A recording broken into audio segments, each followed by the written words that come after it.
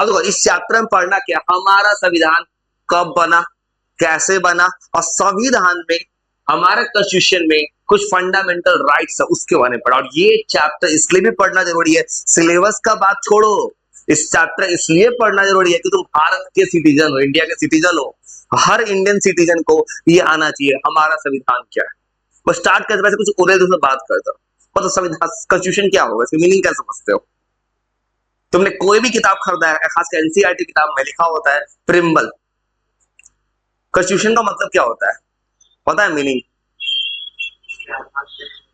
जैसे तुम देखोगे एक लॉयर, एक वकील होता है, वकील एक मोटा सा किताब पढ़ता है लॉ का, उस लॉ के किताब में क्या लिखा है? आर्टिकल्स। ये लिखा है आर्टिकल्स कौन सा? हमारे कॉन्स्टिट्यूशन का। तो कॉन्स्टिट्यूशन में क्या, एक ऐसा डॉक्यूमेंट है ना भारत का, भारत के हर एक सिटीजन के लिए, हमारे हर सिटीजन को क्या फॉलो करना है और सिटीजन के लिए क्या सही क्या गलत है, इसी में लिखा है। अभी फॉर एग्जांपल देश में गवर्नमेंट है बीजेपी का, रूलिंग पार्टी है, नरेंद्र मोदी हमारे प्राइम मिनिस्टर है, तो देश के सरकार को भी चलना है तो संविधान से चलना होगा। संविधान ने ये डिसाइड किया है लोगों के, यहाँ के सिटीजन्स के लिए क्या सही है, इसी में लिखा है। गवर्नमेंट के लिए क्या सही है, इसमें लिखा है। सवाल क्या उठेगा? पहला सवाल उठेगा कॉन्स्टिट्यूशन क्या होता है। किसी एग्जाम ये नहीं पूछेगा, फिर पूछेगा इसका नीड क्या है, फिर पूछेगा कॉन्स्टिट्यूशन बनने का प्रोसेस क्या है, फिर कॉन्स्टिट्यूशन में कौन कौन सा फंडामेंटल राइट्स दिया है, उस राइट से पढ़ना। इतना सा तुम्हारा सिलेबस खत्म हो जाएगा। मतलब ये दुनिया का सबसे मोटा किताब है, भारत का संविधान सबसे मोटा है दुनिया में यार। इसके अंदर कुछ कहानी लिखना, इंडियन कॉन्स्टिट्यूशन। बात करें पहले कॉन्स्टिट्यूशन क्या होता है। मतलब दुनिया का कोई भी देश होगा, उसको किस देश को कौन सा रूल है फॉलो, सब कुछ इसी में लिखा है।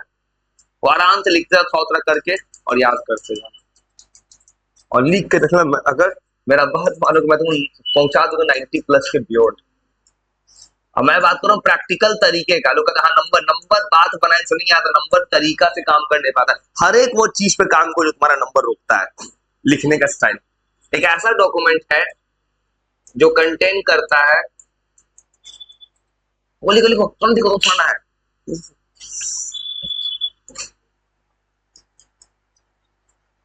इसका पूरा रूल्स है।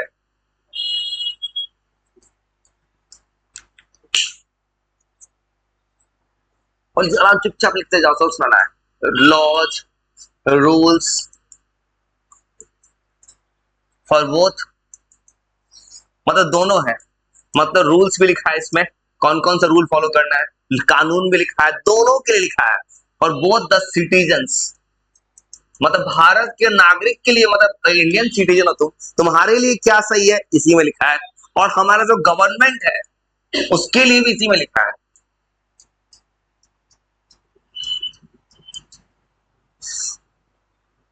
ये पूरा का पूरा कॉन्स्टिट्यूशन। और कॉन्स्टिट्यूशन जो है ये अब जो ये सवाल कॉन्स्टिट्यूशन का में लिख रहा है, कॉन्स्टिट्यूशन क्या होता है, इसका क्या क्या फीचर पर वो लिख रहा है। कॉन्स्टिट्यूशन के मैं सवाल तो अगर बोर्ड में किसी स्कूल पे मतलब क्या पूछेंगे तुमसे, कॉन्स्टिट्यूशन के बारे में पूछेंगे और लिखो। एक पूछेंगे कैसे बना है, क्यों जरूरी है, हमारे कॉन्स्टिट्यूशन का फीचर्स क्या है। फीचर समझते हो, मतलब क्या क्या विशिष्ट, क्या क्या क्वालिटी है, क्या क्या इसमें अवेलेबल है। हम इंडिया का ही बात करते, इंडिया का ही बात करेंगे, इंडिया के कॉन्स्टिट्यूशन का क्या क्या फीचर्स है। भारत का संविधान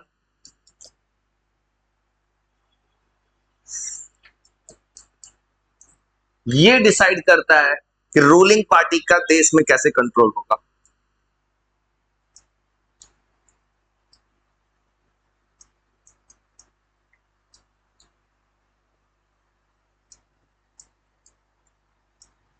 मतलब ये डिसाइड करता है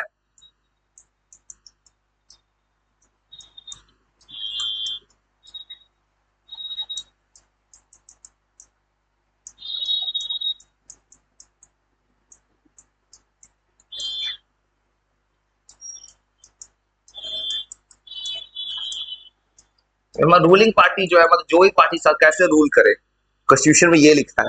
और दुनिया का सबसे ये मोटा किताब है भारत का संविधान। इसमें 14,000 से ऊपर आर्टिकल्स है, इसमें आर्टिकल्स है और कॉन्स्टिट्यूशन मान लो कुछ चेंज होता है समय के साथ, उसको बोलते हैं अमेंडमेंट। अमेंडमेंट पता है कि हमारा संविधान बहुत पहले लिखा गया है, अब कुछ नया बात उसमें आएगा, उसको कहेंगे उसमें सुधार किया गया है। अब तो कुछ नया नया बात कॉन्स्टिट्यूशन में आ रहा है ना। वही किताब में लिखता है हमारे कॉन्स्टिट्यूशन में बहुत सारे आर्टिकल्स है। ये सब भारत के कॉन्स्टिट्यूशन में 448 आर्टिकल्स है। इंडिया का कॉन्स्टिट्यूशन जो है, ये कुछ कुछ डेटा है, बस याद कर लेता है।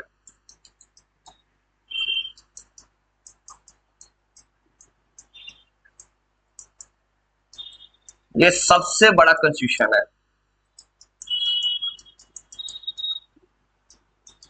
दुनिया का सबसे मोटा कॉन्स्टिट्यूशन इसी के पास है, भारत के पास है। और इसमें है 448 आर्टिकल्स। ये कुछ कुछ डेटा लिखा है किताब में, याद करने का डेटा। जैसे आर्टिकल तुमने सुना होगा ना, अचानक कोई तुम किसी लॉयर के पास जाओ केस लड़ने, बोलता है इतना आर्टिकल लगा दीजिए। भारत के आर्टिकल में लिखा है कि इस आर्टिकल से क्या होगा। इस आर्टिकल 376 या 377, जैसे कश्मीर इशू का तुमने सुना होगा, कश्मीर को स्पेशल प्रेफरेंस दिया गया था, जो अभी हटा दिया गया। इसमें किताब कहता है इसमें 12 पार्ट्स है, 25 पार्ट है, 12 शेड्यूल है, कुछ कुछ डेटा लिखा है किताब में, याद कर लेना। ये कुछ कुछ डेटा है, 25 पार्ट है हमारे कॉन्स्टिट्यूशन में, 12 शेड्यूल है। ये कुछ याद करने वाला डेटा है, 12 शेड्यूल्स है।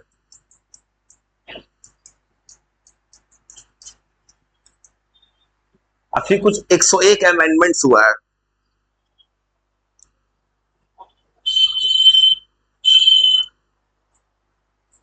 ये बता रहा हमारे संविधान में क्या क्या है।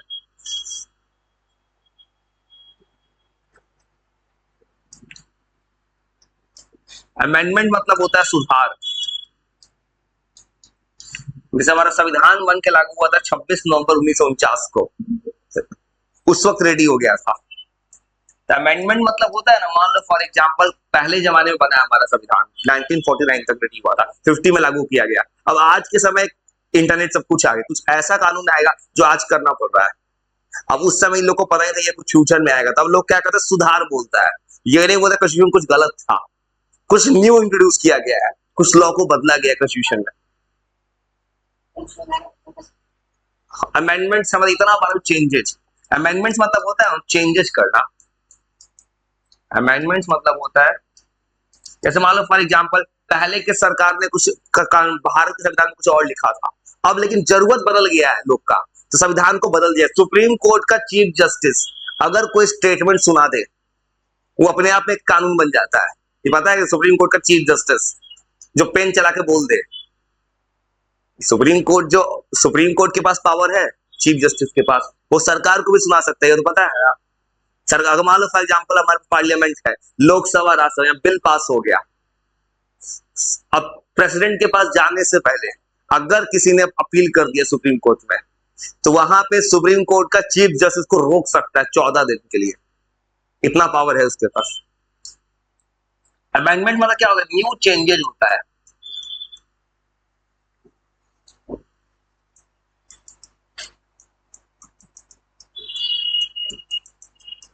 मतलब फॉर एग्जांपल हमारे देश में पहले आजादी के समय जम्मू एंड कश्मीर को स्पेशल स्टेटस दिया गया था, ये तो पता होगा। जम्मू एंड कश्मीर का केस पता है ना, अलग था। इंडिया पाकिस्तान कश्मीर के लिए क्यों लड़ता है, रीजन पता है? रीजन पता है क्यों लड़ाई होता है इसका? क्यों पाकिस्तान कश्मीर को अपना कहता है, रीजन पता है? हाँ, ये कब स्कूल में नहीं सुने, सिस्टम में सब कुछ है। कहानी चालू होता है इंडिया पाकिस्तान के बंटवारा के समय, कश्मीर का राजा था हरि सिंह, सुने हो? हरि सिंह एक राजा था। हुआ क्या था, इंग्लैंड ने ऑप्शन दिया था, 3 ऑप्शन, तुम इंडिया के पास जाओ, पाकिस्तान के पास जाओ, या सेपरेट नेशन बनो। उसको हरि सिंह ने डिसाइड किया मैं रहूंगा एक आजाद देश, और कश्मीर का बॉर्डर पाकिस्तान के क्लोज पड़ता था ज्योग्राफी के हिसाब से। और उसी वक्त कश्मीर ने, पाकिस्तान ने क्या किया, कश्मीर पर अटैक कर दिया। हरि सिंह तुरंत फोन करते हैं सरदार वल्लभ भाई पटेल के पास, गृह मंत्री जो थे, कि हमें वहां अटैक हो रहा है बचाने के लिए। तो वहां पे जबरदस्ती सरदार वल्लभ भाई पटेल ने फोन करके बोला साइन कर दीजिए, इंडिया के साथ जाइएगा। उसे साइन कर दिया जल्दबाजी में। इसलिए पाकिस्तान कहता है कि वहां पे उस वक्त ये कहानी ऐसे चल रहा है देश का।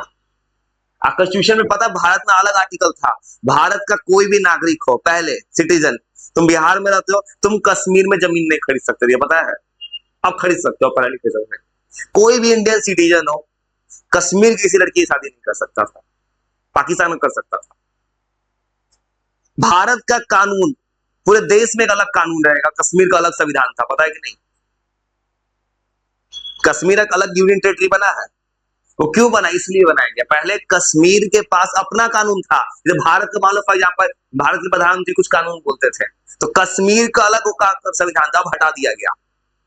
ये हटाना मतलब क्या था? संविधान में सुधार किया गया है।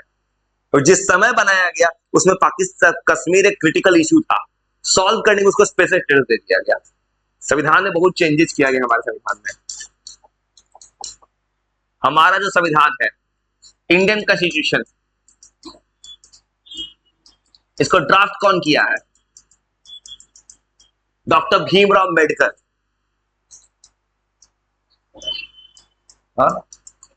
अकेले नहीं किए थे, इन्होंने मिलकर काम किया। मेन जिस जो कमेटी था, कमेटी के प्रेसिडेंट थे ये डॉक्टर भीमराव अम्बेडकर। इनका मेन काम क्या था, कंट्रीब्यूशन क्या है देश में? इन्होंने दलित के लिए काम किया है, रिजर्वेशन कोटा इन्हीं का दिया हुआ है।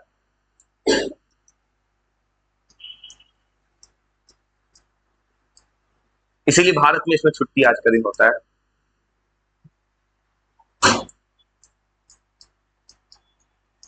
भारत का संविधान कब बन के लागू, कब रेडी हो गया था पता है? 26 नवंबर 1949। लेकिन कब इसको इंप्लीमेंट किया गया? 26 जनवरी। इसके पीछे का रीजन पता है? 26 जनवरी क्यों चुना गया था? रीजन पता है? क्या पता है? नहीं, पास का डेट नहीं था, ये कहानी नहीं है। पास का डेट तो 26 नवंबर का डेट है, तो पास का डेट तो दिसंबर होता। 26 जनवरी क्यों किया गया है? स्कूल में चैप्टर नहीं पढ़ो सब कहानी में चैप्टर ना, कुछ कहानी सुनाते क्यों सुना गया।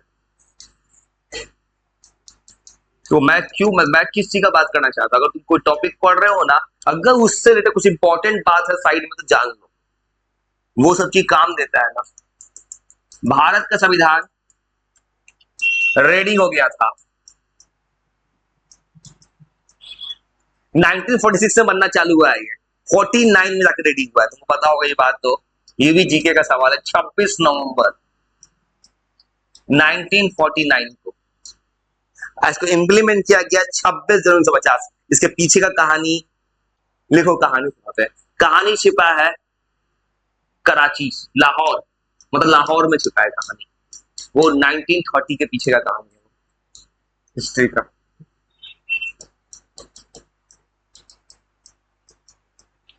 इंडियन कॉन्स्टिट्यूशन को एडॉप्ट किया गया था, और जिस दिन एडॉप्ट किया उस दिन भारत क्या बन गया? एक रिपब्लिक। इंडिपेंडेंट तो 47 में हो गया, रिपब्लिक। रिपब्लिक जानते हो? इंडिया एक रिपब्लिक कंट्री है। क्यों है? क्यों है? आजाद होना इंडिपेंडेंट कहलाता है, रिपब्लिक क्यों है भारत?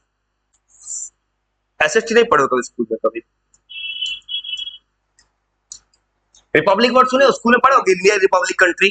कभी लाइन आया स्कूल में? ये आया है तो तुमने कभी जानने की कोशिश नहीं की रिपब्लिक क्यों बोल दिया भारत? स्कूल की किताब में तो आता है, 6th 7th में भी है रिपब्लिक। देखो ये प्रॉब्लम है एजुकेशन सिस्टम का। तुमने इसको याद कर रिपब्लिक होता है, क्यों होता है नहीं पता, और लिखो बताते हैं क्यों। खाली इसका जवाब 26 जनवरी ही क्यों चुना गया। वो हुआ क्या था कहानी में, तुमको पता है? इंडियन नेशनल कांग्रेस की कहानी सुने हो, जिसने आजादी के लिए फाइट किया अंग्रेजों से? हुआ क्या था कि लाहौर में, सुनो, कांग्रेस का सेशन होता था, कांग्रेस का। तुम्हारा तो खुद का चैप्टर है, पता है? जिस साल तुम्हारी किताब में ही पढ़ना है सवाल का जवाब कहां मिलेगा? हिस्ट्री का सबसे लास्ट चैप्टर, क्लास 8 का। 8 का एक लास्ट चैप्टर है इंडियन नेशनलिस्ट मूवमेंट। तुम किताब अगर देखो, किताब में हिस्ट्री का लास्ट चैप्टर भारत का नेशनलिस्ट मूवमेंट पढ़ना है। वहां पढ़ना है कि कांग्रेस का हमेशा सेशन होता था, कहीं ना कहीं मीटिंग होता था। तो कांग्रेस ने एक मीटिंग किया था लाहौर में 1929 में, जहां डिसाइड किया गया भारत की आजादी का दिन होगा 26 जनवरी 1930। मतलब 26 जनवरी को पहले ही भारत के जितने भी नेता थे उस समय मोतीलाल नेहरू, जवाहर नेहरू, सब लोगों ने डिसाइड कर लिया कि 26 जनवरी इंडिया का इंडिपेंडेंट डे होगा। लेकिन हुआ क्या, आजादी मिल गया 15 अगस्त को, और 26 जनवरी को पहले डिक्लेयर कर दिया गया इंडिपेंडेंट डे होगा। इस दिन का इंपॉर्टेंस घट रहा था। इंपॉर्टेंस देने के लिए 2 महीना रोक दिया गया, तो 26 नवंबर को बन के रेडी हो गया। लेकिन इंडिया के हिस्ट्री में एक बात लिखा था कि 26 जनवरी को भारत को आजादी देना है, आजादी तो मिला नहीं। तो 26 जनवरी को क्या किया गया, इंडिया का रिपब्लिक कंट्री बन गया। रिपब्लिक का मतलब होता है ना, कोई भी ऐसा देश जिसका हेड एक इलेक्टेड पर्सन हो। याद है, इंडिया का हेड प्रेसिडेंट, प्राइम मिनिस्टर, सबसे हेड तो प्रेसिडेंट है। कोई भी इंसान इलेक्टेड होता है वो कहते हैं रिपब्लिक। लेकिन मान लो कोई देश है जहां पे राजा है तो मोनार्की, कोई देश जहां पे डिक्टेटर है, किम जो नॉर्थ कोरिया, वो डिक्टेटरशिप है। तो इसलिए कोई बोले रिपब्लिक है इंडिया, इसका मतलब ये समझना इंडिया का जो हेड है वो इलेक्टेड है, अपने मन से कोई इंडिया का हेड नहीं बन गया है, ये रिपब्लिक कहलाता है। सब लिख दो, ये तो तुमको पढ़ना है हिस्ट्री में। लाहौर,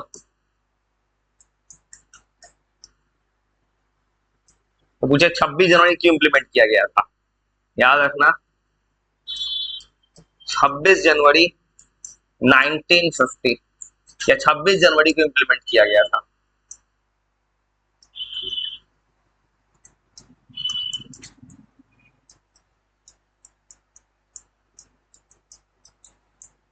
हर साल रिपब्लिक डे आता है 26 जनवरी को, तो पूछा है सवाल ही बन जाता है बच्चा वाला, खुद में पूछे 26 जनवरी क्यों मनाते हैं, इंडिया रिपब्लिक बना था, रिपब्लिक डे मनाते इसका मतलब यही ना है।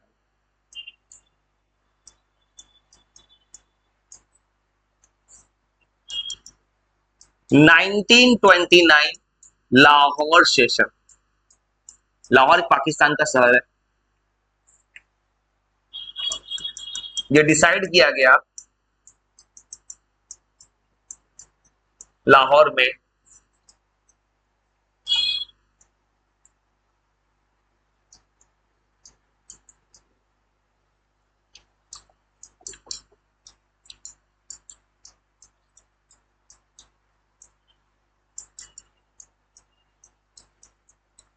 इंडिपेंडेंस डे डिक्लेयर करना है।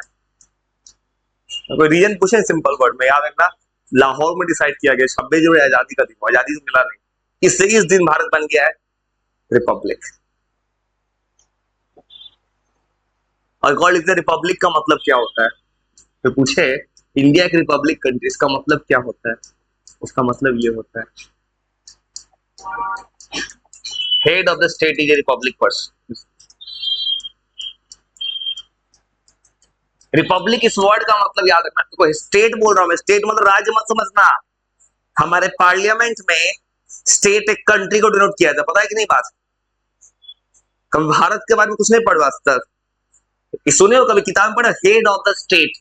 स्टेट कहने का मतलब राज्य नहीं है, बिहार यूपी नहीं है, स्टेट कहने का मतलब मेरा पूरा इंटरेस्ट देश में है। संविधान में कंट्री को स्टेट करके लिखा गया है रिपब्लिक में। रिपब्लिक मतलब होता है हेड ऑफ द स्टेट, और याद रखना स्टेट मतलब वो राज्य मत समझना बिहार यूपी, स्टेट मतलब हो गया कोई भी कंट्री, उसका head is an elected person. तो भारत का तुम कभी किताब नहीं पढ़ो अच्छा से, किताब में प्रेम्बल पढ़े हो कि इंडिया का प्रेम्बल, प्रेम्बल पढ़ोगे वहां हमेशा लिखा है कि हर जगह स्टेट वर्ड यूज किया गया है, state, a state for country.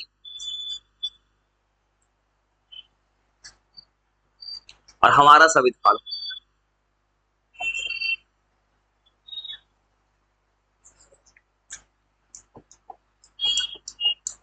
संविधान में बहुत कुछ है, इसमें आर्टिकल है।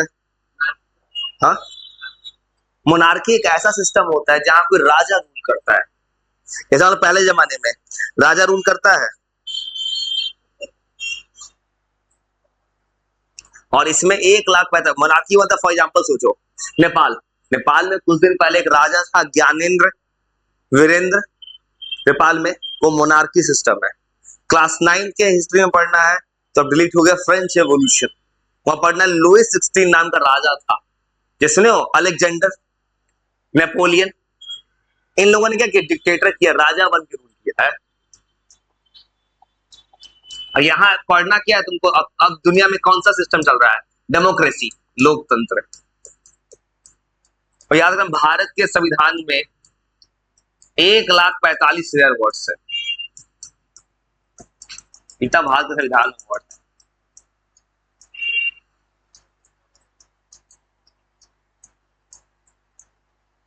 मोनार्की कुछ है, ये सब वर्ड यूज होता है बहुत ज्यादा एसएसटी में। मोनार्की मतलब एक ऐसा कोई स्टेट या कंट्री जहां पे पूरा कंट्रोल किसी राजा का,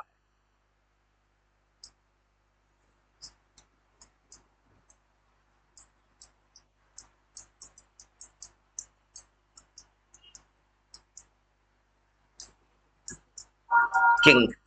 जैसे तुम क्या पढ़े हो 6th 7th में, राजा। जैसे पढ़े हो बाबर, बाबर, हुमायूं, अकबर, शाहजहां। या कभी डायनेस्टी पढ़े हो, चोल डायनेस्टी, मुगल डायनेस्टी, तुगलक कुछ कुछ डायनेस्टी पढ़े हो। उस समय राजा का बेटा बिंबिसार और सम्राट अशोक, सुने अशोका, अशोका द ग्रेट, वो सब राजा ही तो था, वो तो मोनार्की था पहले से, मोनार्की सिस्टम। और डेमोक्रेसी है तो डेमोक्रेसी क्या होता है? हाँ, इलेक्टेड होता है। डेमोक्रेसी, डेमोक्रेसी मतलब कि जो भी कंट्री है उसमें कंट्री को रूल करने वाला इलेक्टेड पर्सन है। डेमोक्रेसी नहीं जाना डेमोक्रेसी में क्या क्या होता है, मतलब कभी एसएसटी पढ़े नहीं, या पढ़े भी हो तो कभी मतलब रीजन जानने का इंटरेस्ट नहीं।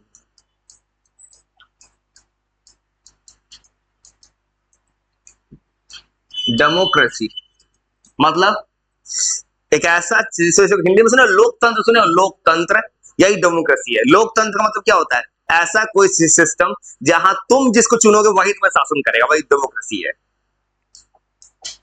डेमोक्रेसी जो है ये एक ऐसा फॉर्म ऑफ गवर्नमेंट है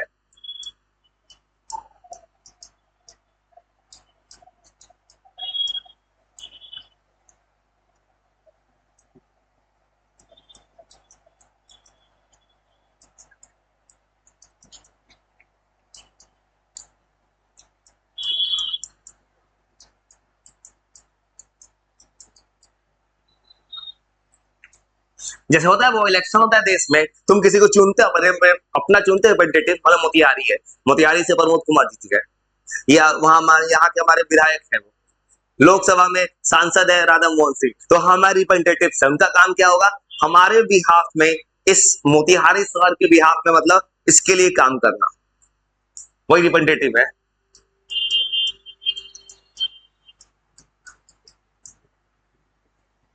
और थोड़ा सा रीड कर सुनाओ तो, क्यों एक काम और करूंगा, समझ इस बात को।